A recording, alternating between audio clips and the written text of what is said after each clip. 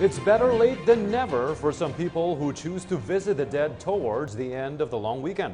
And it seems better indeed without the stress of pushing and shoving in jam-packed cemeteries. Julius de Samburun takes a peek at the last day of the Undas observance at the Loyola Memorial Park in Marikina City. As the long All Souls Day observance winded up on the second day of November, there are still a few people who made a last-minute visit to their dearly departed at the Loyola Memorial Park in Marikina City. Among them were the De Vera family, whom the PTV News team chanced upon. Mrs. Imelda De Vera explained that they have never made it a practice to go with the crowd during the end of October or in the first day of November. Kasi ang November 2 is All Souls Day, 1 is All Saints Day. Kasi kami, we are from Tacloban, sinicelebrate namin ang November 2 as the All Souls Day. At the same time, here in Manila, maraming tao. Yes, at the same time, yes, it's a get-together para mga kapatid, mga kamag-anak, di ba? It has also been a tradition for Mrs. Ofelia Santos and her kin to go to the cemetery every November 2. Mas nagkakaroon kami ng solemnity, tsaka katahimikan para makapagdasal kami. So we have a very comfortable and peaceful way in coming here. Okay naman, so far the traffic, walang hassle, tahimik. The cemetery management explained that some quarters choose to come here on November 2 to truly relish and deeply contemplate on the essence of All Souls Day.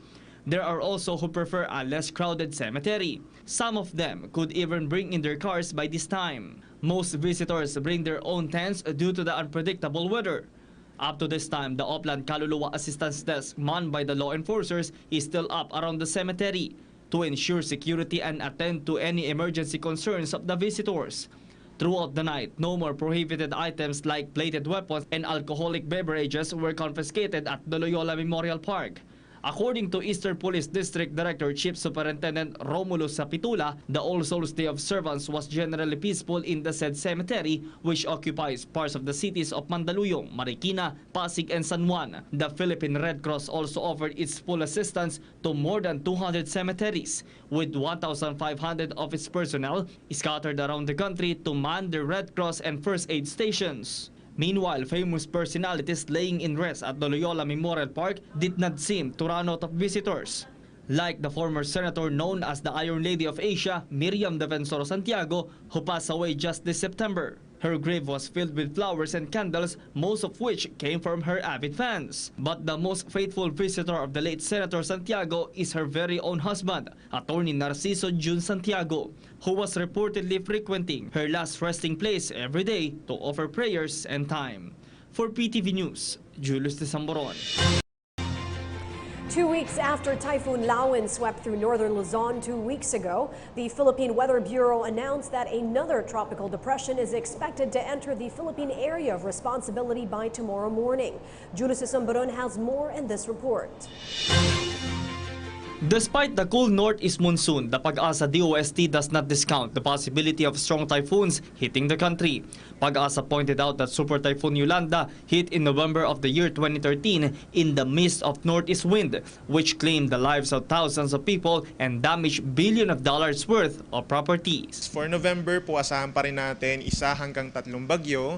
At kahit sabihin na natin na natapos na yung habagat season, makakaranas pa rin po tayo ng mga pag-ulan na dulot naman ng amihan. At kung sa mga bagyo naman po, mas malaki ang tsansa ng mga bagyo tuwing November and December na nagla-landfall ito. No? So take for example nga si Yolanda, si Pablo and Sendong na nagdala ng impending threat na hindi biro sa ating mga kababayan. Hindi lang dun sa Luzon no, na laging dinadaanan, kundi maging sa Visayas and Mindanao. The Pag-asa estimates 1 to 3 storms coming in this November. This point naman, nasa papunta na tayo sa amihan season.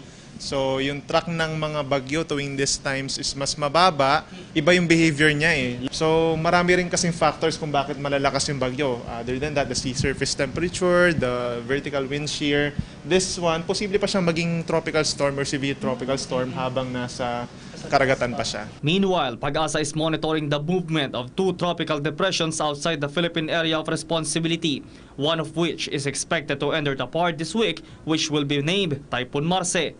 The Weather Bureau paints two possible scenarios: the possibility of the storm gathering strength and making a landfall, or weakening and making a recurve, totally leaving the country. However, Pag-asa clarified that the onset of rains within 2 days is due to the Intertropical Convergence Zone or ITCZ. Once magpasok siya sa ating PAR, then makakapag-produce tayo ng mas malinaw na track. Kasi sa ngayon medyo malayo pa siya eh. So, ang dapat na lang natin gawin is lagi mag-antabay tayo sa mga ipapalabas na updates ng Pag-asa kasi maraming pwedeng magbago anytime, constantly.